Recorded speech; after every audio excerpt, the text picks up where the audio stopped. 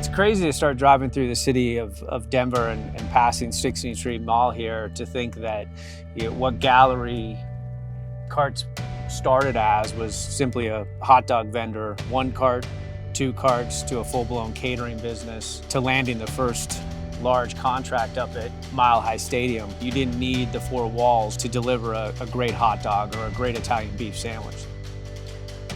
What we quickly realized is that the demand was around quality food, but how you delivered it, the service that you provided. We want to create a process that allows our clients to focus on what they do best, and that is they deliver the food. We deliver the tool that allows them to deliver great food. Whatever scale is needed for the industry, the world's largest arenas to the single cart on the street corner. We have the team that's going to be able to drive forward with that change.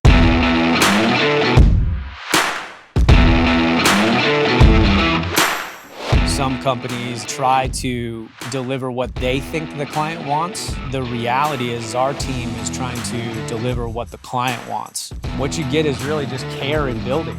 We're not a company that's going to just deliver your cart and drop it off on your dock. We're a company that's going to send a team that is passionate about getting that product into place in a way that you can operate it the next day. My father started this company with my aunt, and it was founded based on client first, client focus, delivering for our clients. And that is still really the major factor of what drives folks to select Gallery.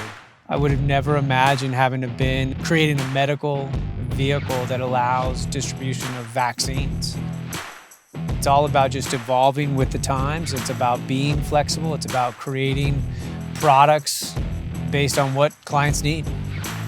It's really that challenge of figuring out what's next that gets me up every day and continues to drive this company forward. The reality is we're heading to where our clients need us and the next solution that they need. And that's what drives this team every day, is to provide the next solution for our client's problem.